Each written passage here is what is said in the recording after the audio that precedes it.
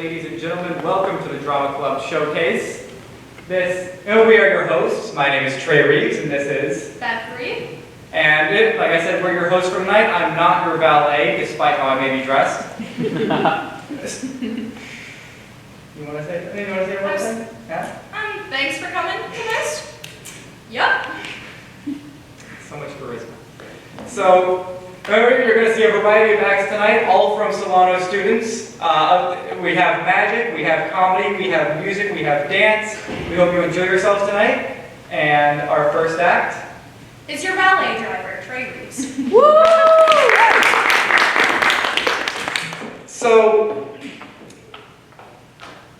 from a young age, my grandmother had a saying.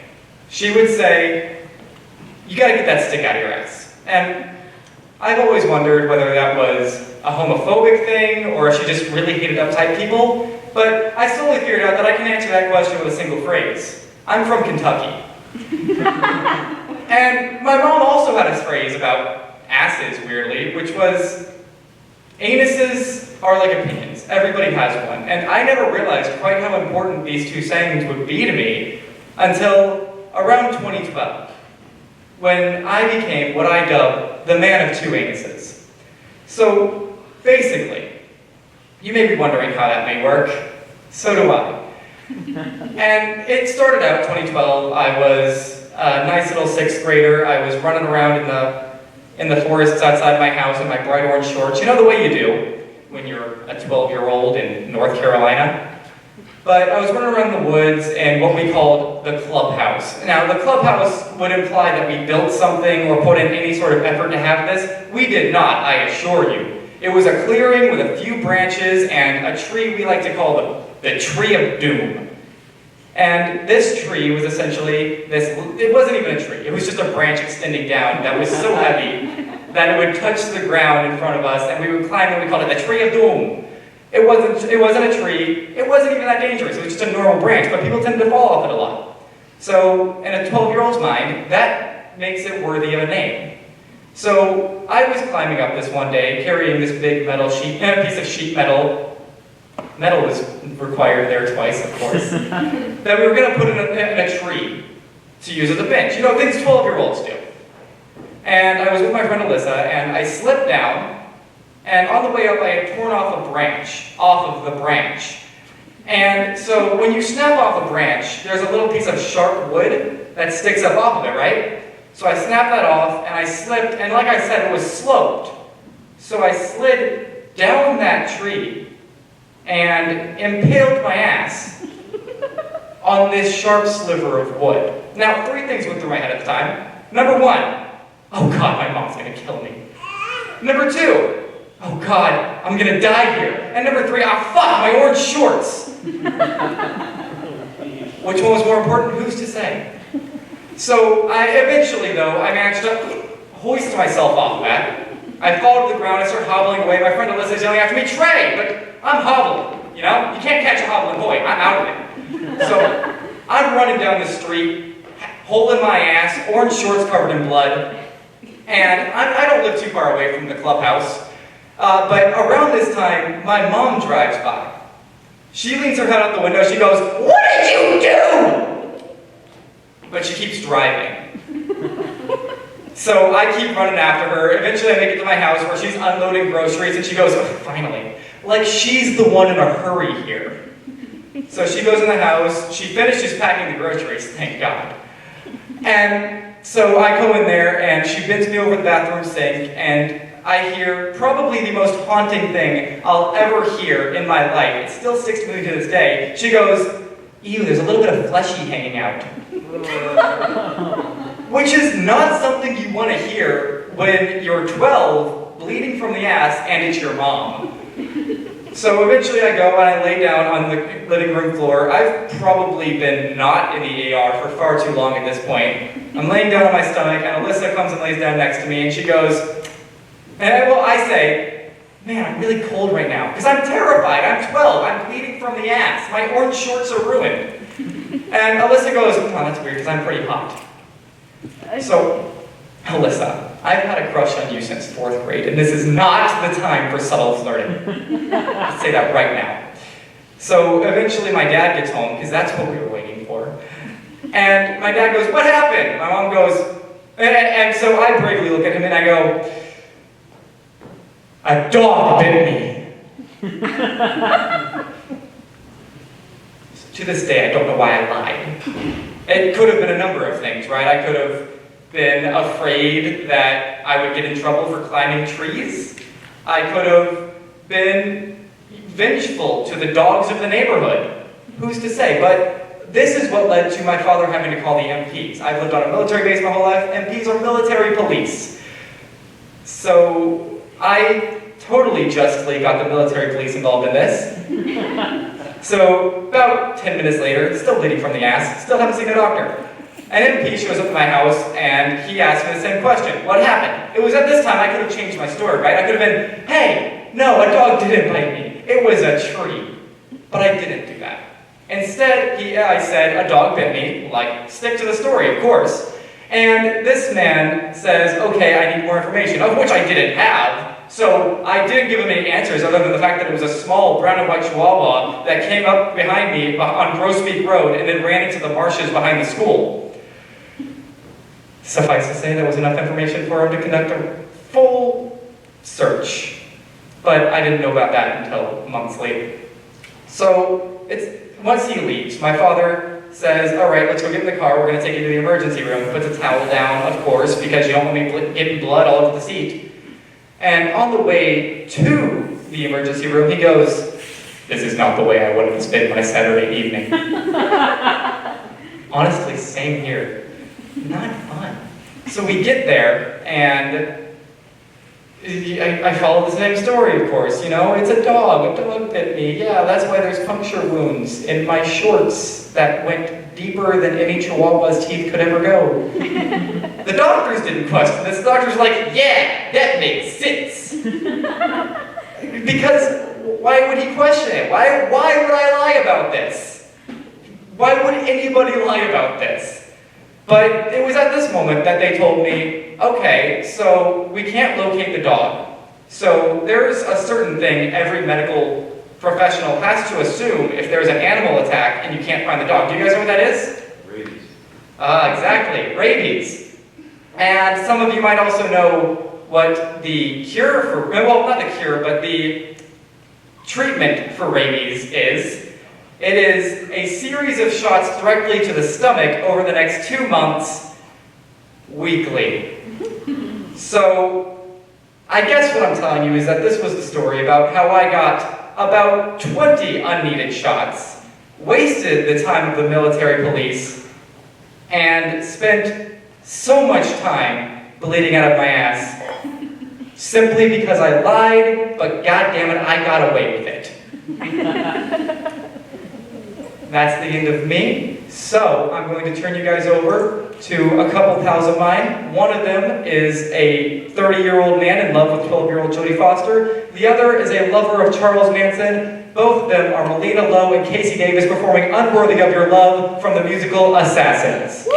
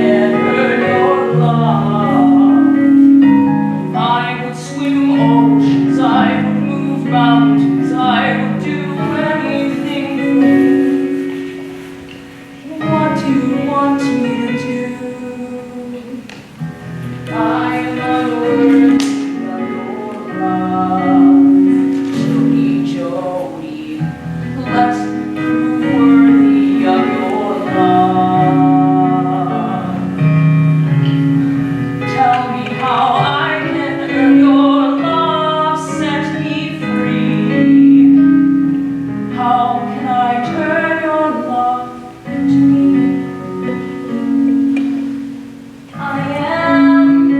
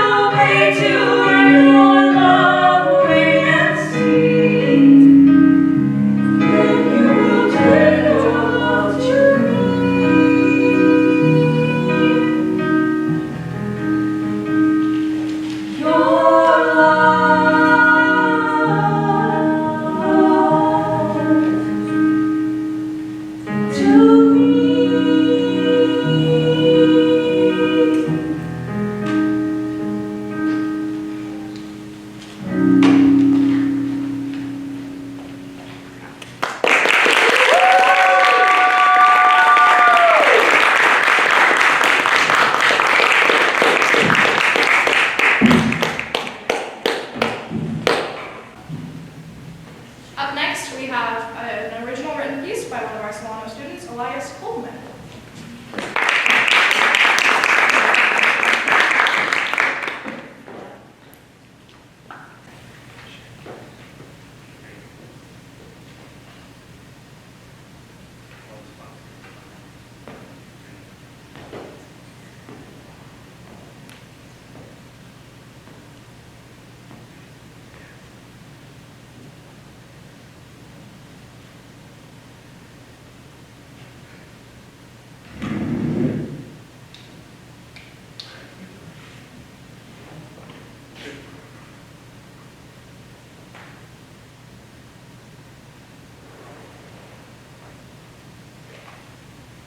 Surviving on the streets of Washington at the age of 14, where he was found and raised by his adopted father.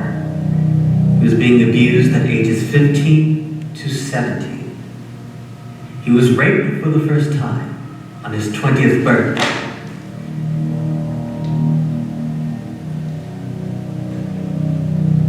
At the age of 27, he raped and murdered a single mom and child.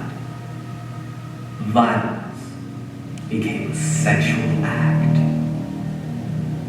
By the time I became the principal of Starlight Elementary, I had everything that I needed. Life became a simple equation. How long until you break? Oh, no. I bet you. And believe me, I wanted to do so much more. You took my virginity. Yes, I did. And it pleased me greatly. I asked you for your second fun. Have you? What do you want from me? I have nothing left. You're taking everything. Oh, God. There's so much more that I'm going to take. First, I'm going to take your sleep. And then, your smile. I won't let you feel safe anywhere. So take your friends and family. And finally, I will drain your body and mind until there is nothing but your rage and insanity. I won't let you. You already are. Think about that chance you took at that hostage situation today. You had no idea that the criminal's gun wasn't loaded. It was dumb that you got out of there alive. Either you will try that again, and I will watch you kill yourself, or you will quit and break down. And I will enjoy you wither and fade. One way or another, I win. No. Yeah. No!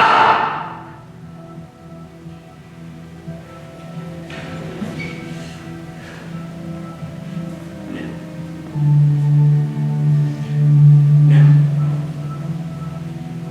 Never again. You have broken me as a child. But that child has built something that you cannot break. That is a man. Something you fear of.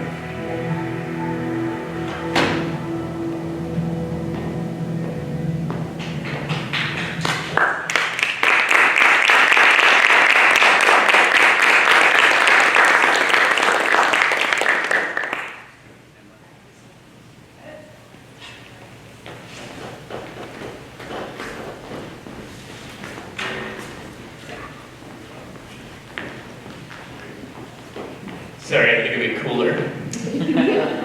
Up next is a close personal friend of mine, Casey's pretty sick. It's my good friend Angelito Guevarra performing an original stand-up piece called I Hate People.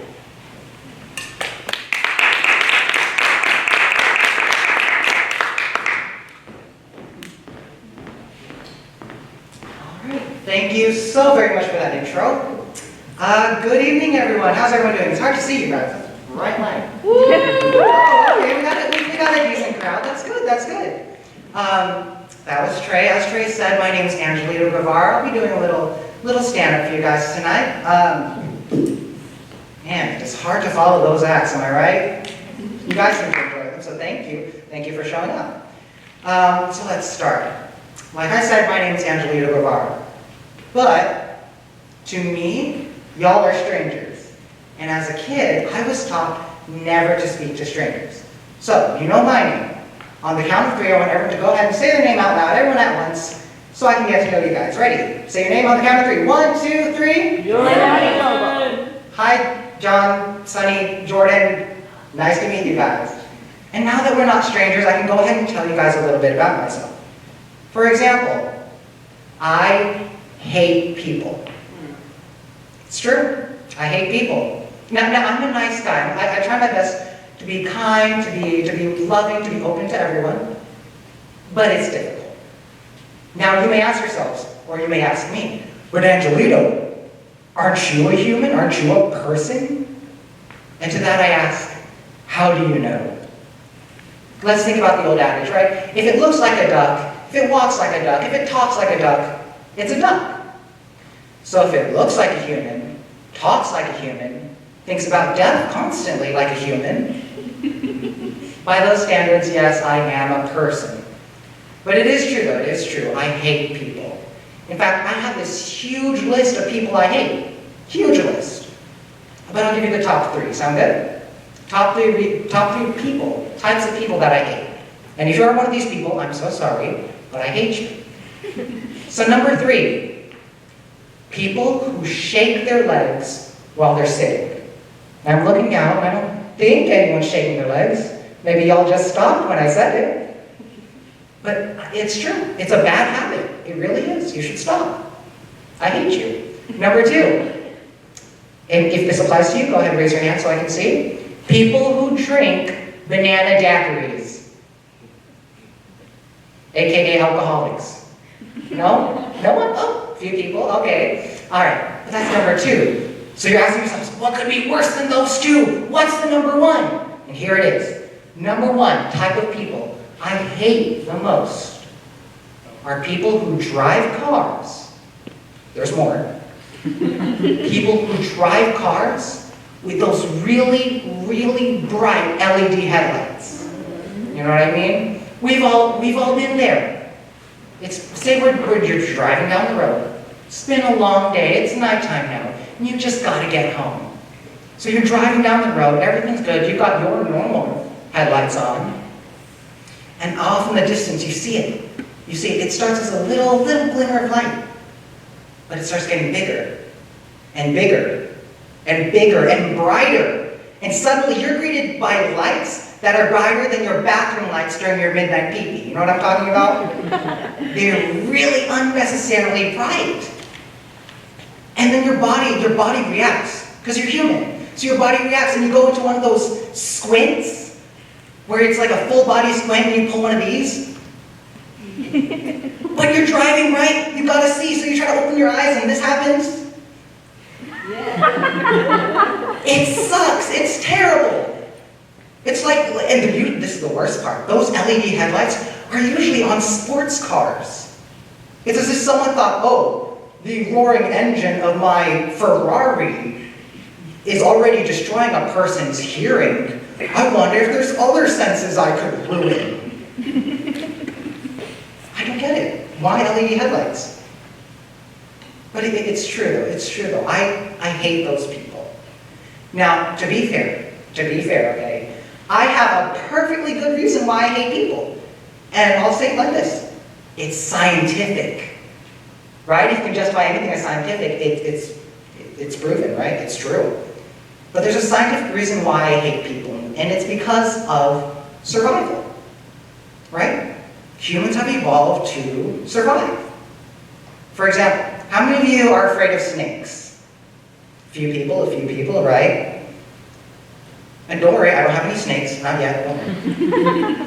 But you know that people are afraid of snakes. And it's because snakes can pose a threat. And if this threat is too dangerous, it can kill you. So our ancestors began to avoid snakes And that avoidance of snakes slowly evolved into a fear, and then ultimately a dislike of snakes. It makes sense. Just think about it like this. I'll simplify it. Smart people, smart humans back then, avoided snakes and grew up to be people who evolved to be people who fear snakes.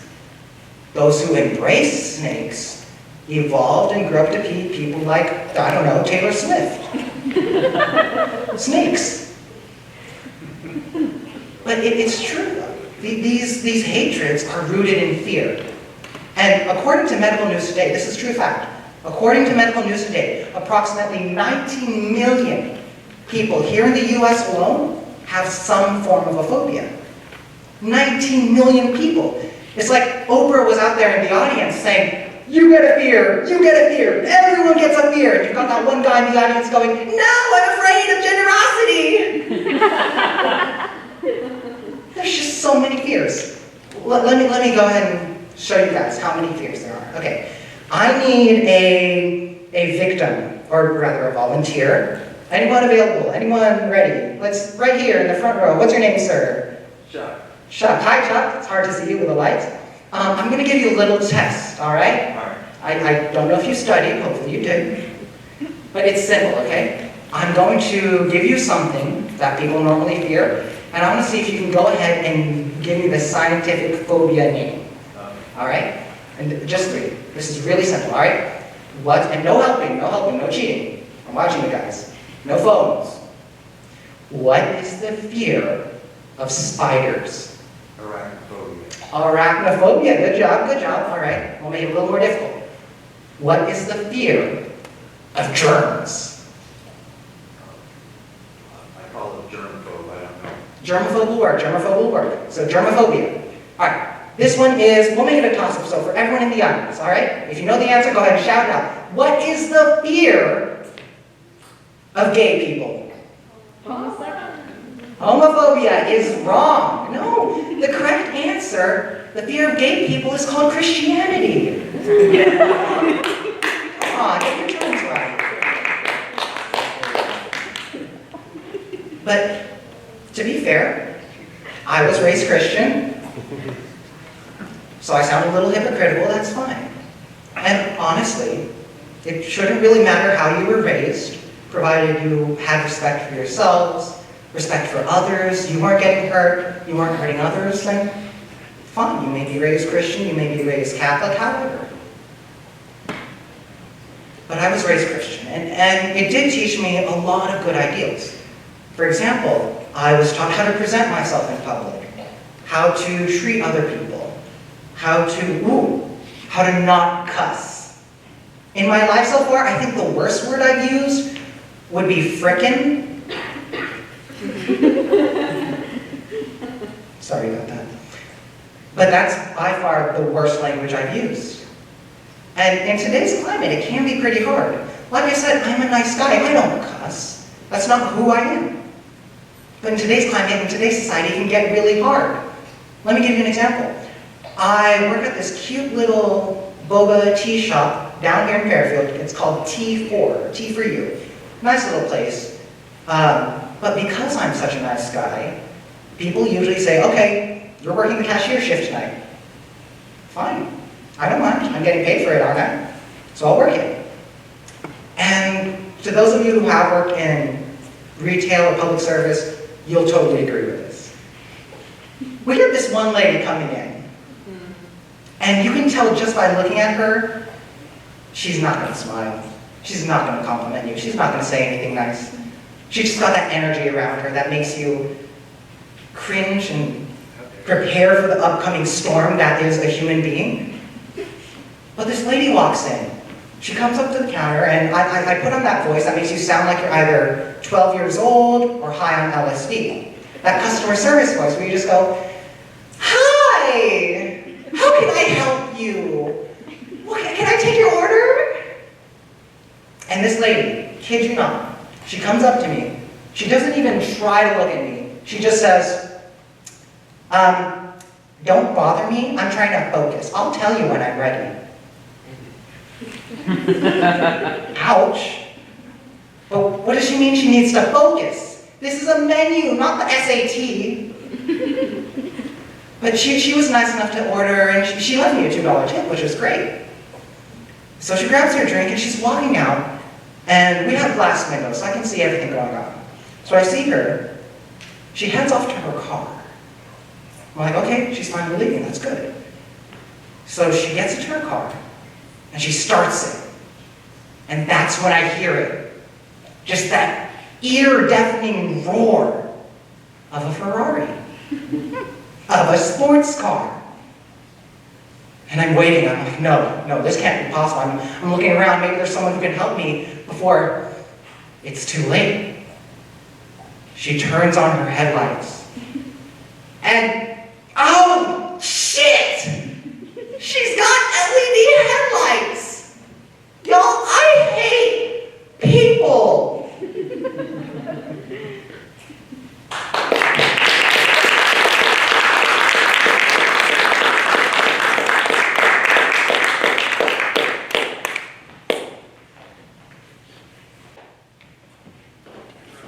Up next, we have Espinoza singing Diagnosis from Crazy Ex-Girlfriend. I remember.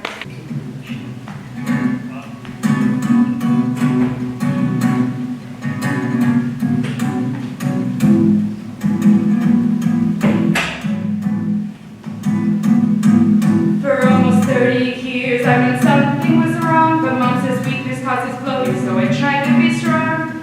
Make it till you make it, that's how I got by.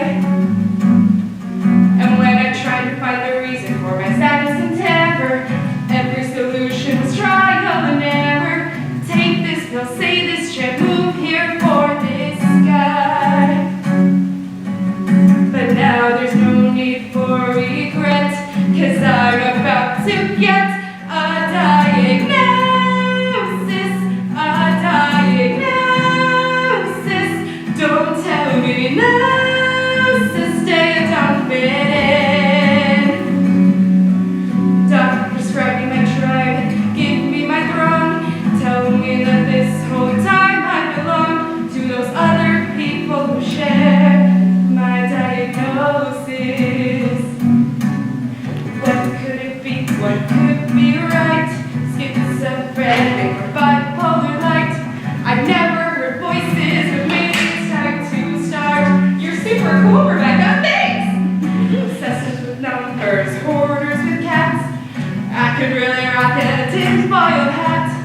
Perfect, they're not, but at least they know who they are. No more bad pills, fads, or tricks. Who says there isn't an easy fix?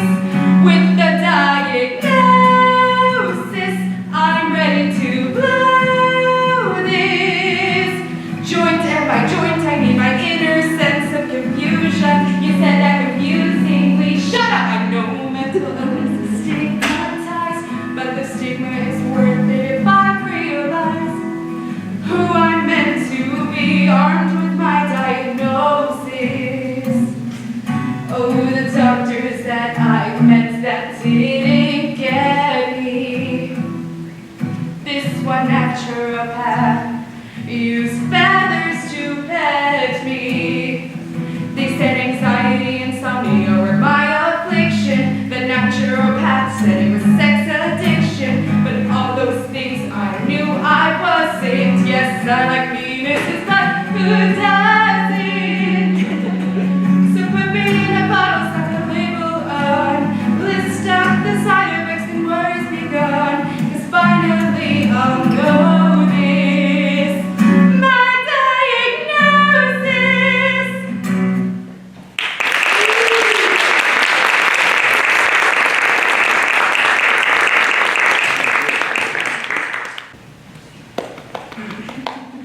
So next up is from one of my favorite authors of all time, William Shakespeare. It is Ariana Giacomazzi performing the Act 2, Scene 1 monologue of Beatrice from Much Ado About Nothing.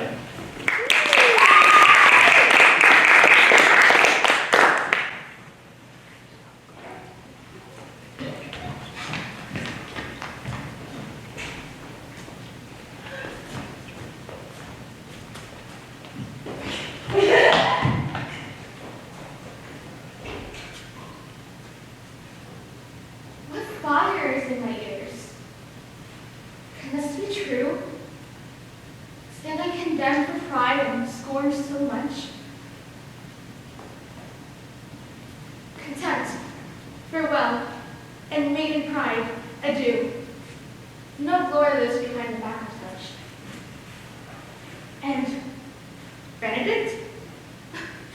Benedict. Benedict. Love on.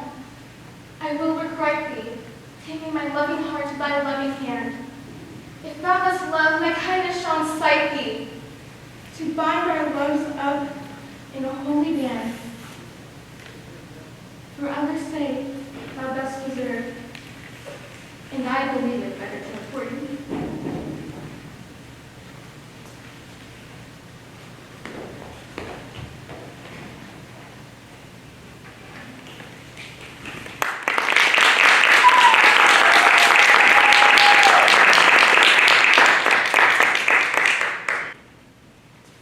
Hello again.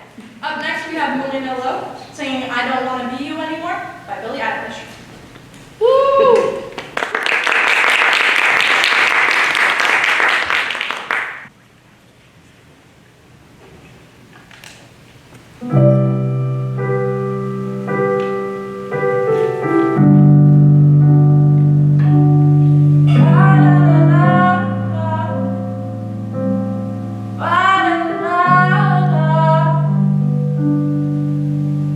Don't be that way. Fall apart twice a day. I just wish you could feel what you say. Show, never tell, but I know you too well. Kind of move that you wish you could sell. If teardrops could be bottled, there'd be swimming pools filled by mortals. All that tight dress is what makes you a whore. If I love you was a promise, would you break it if you're honest? Tell the mirror what you know she's heard before. I don't wanna be you anymore. Oh, hands getting cold, losing feelings, getting old. Was I made from a broken mold? Hurt I can't shake. We've made every mistake. Only you know the way that I break. If teardrops could be bottled, there'd be swimming pools filled by mortals. All that tight dress is what makes you a whore. If I love you was a promise, would you break it if you're honest? Tell the mirror what you know she's heard before. That I don't wanna be you. I don't wanna be you. I don't wanna be you anymore.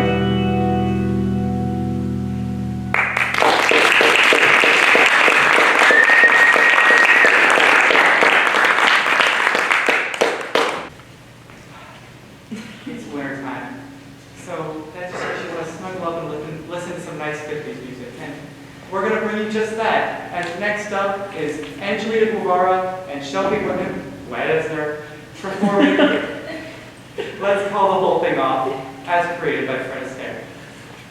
Woo!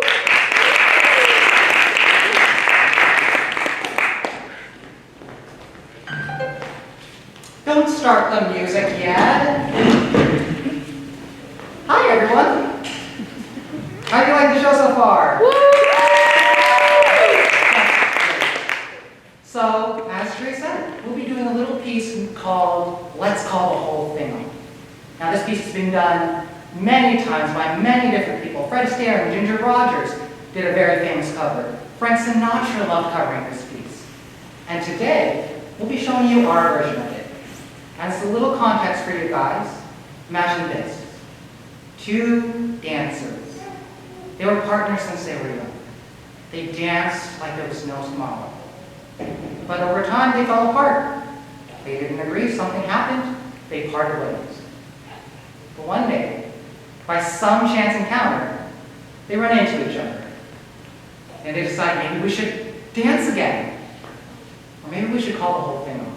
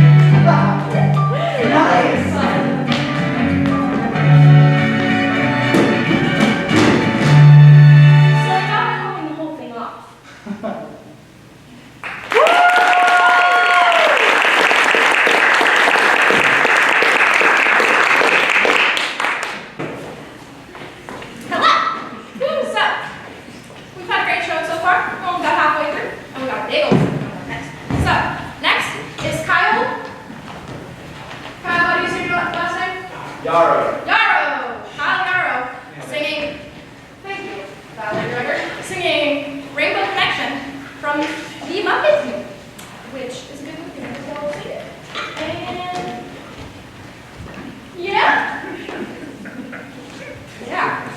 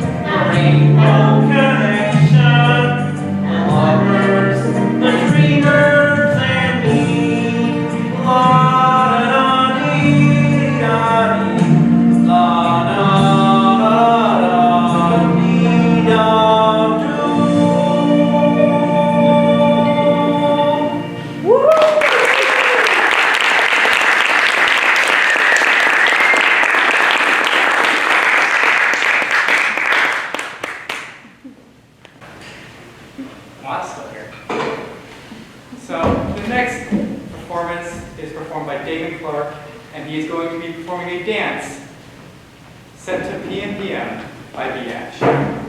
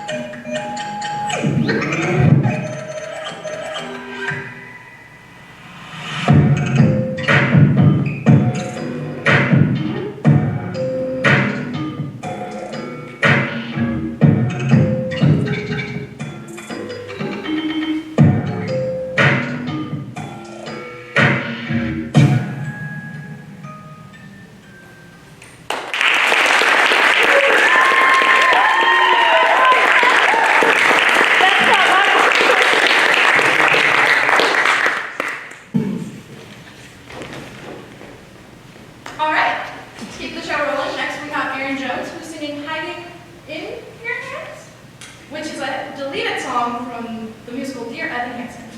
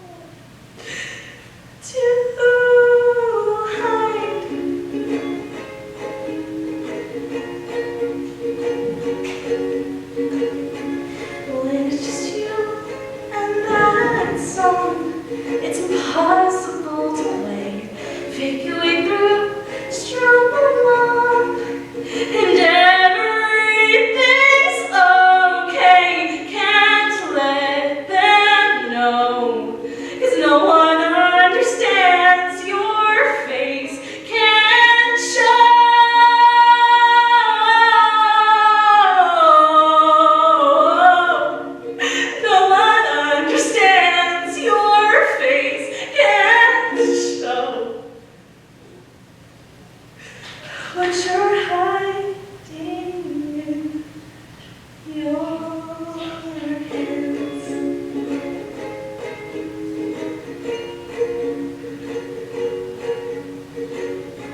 La da da da, la da da.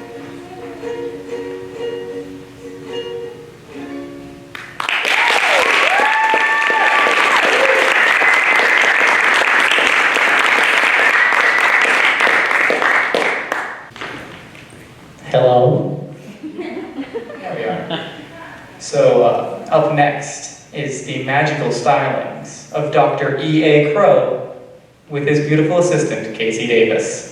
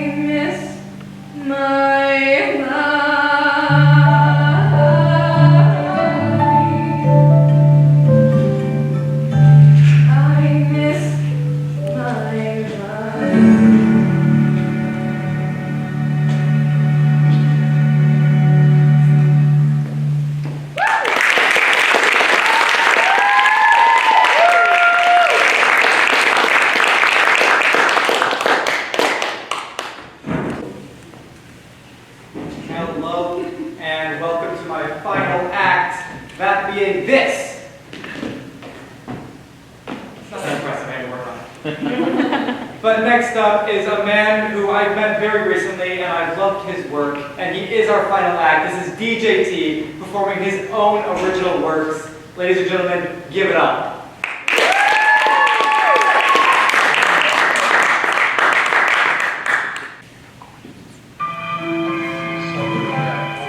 Yeah, make some noise. Yeah, who you know? No, seriously, tell me who you know, cause I ain't social with cash, using bitches over dough. Fame over honor, no weed smoke, this D quotes, you better get your cliff notes when Shakespeare, this black folks. This rap flows to single folks. I'm delivering the ass, so fucking shit, get the ass up. I'm talking shit now. It's either you get up or stay down. Watch your better ways, talk about they smoke a whole pound, how that shit sound. Take it easy, you just losing your mouth. Cats be chillin' in the streets, but they sleep on the couch. I ain't trying to be a slave, but I'm working the field. Nigga, no bitch nigga, but tell me what's a real nigga. What's real nigga, I just do what it do. No shit, number 2, I'm before you. I swear cool, no set to. My rhymes with the sect you. Tell me if you serious. These cats never serious. Tell me if you serious. These cats never. Check it.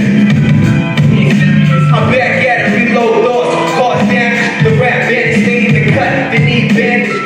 How you think I'm gassed up? I break wind and move so fast, no running, you think you posing. They never serious, cats never serious. Talk about they move shit, but they never do shit. I've been tricked and flipped. This young mind travels, sorta like a school trip. Who's this spitting on that real shit? It's that D kid, take that D dick. Half thick and part lips like Moses, bend legs like Moses, wet clips and he closes. Damn, yo, he done it again. All I need is peace of mind. I'm patting the pen so I can spark shit. Like shit, don't mean to be blunt, but a 9 to a 5 ain't the shit that I want. I want it all. Well, I said I want it all. It's only right I take a shit on cats who wanna stall me. Tell me if you're serious. These cats never serious. Tell me if you're serious. These cats never.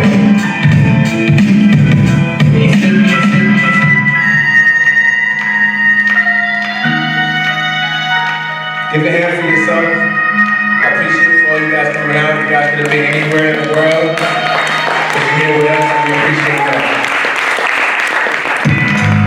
All right.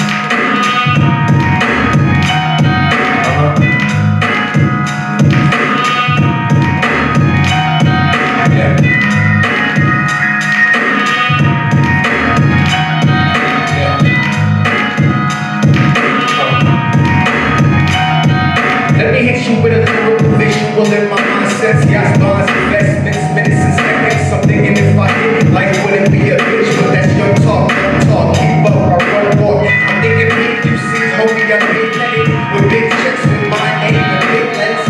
Taylor suits with nice shoes and rock shoes. Huge house with high ceilings and deep pools. Never mind me, you should go and find me. First time hearing, you should go and find me. Speaking in existence, discipline, consistent. So only with that ice goes like the freeze time. Homie, I'm a star, all I do is read signs. And I don't need a psychic so I can read minds. It's all over your actions, fuck closed captions. I'm finna make $1 million off of rapping. What happened?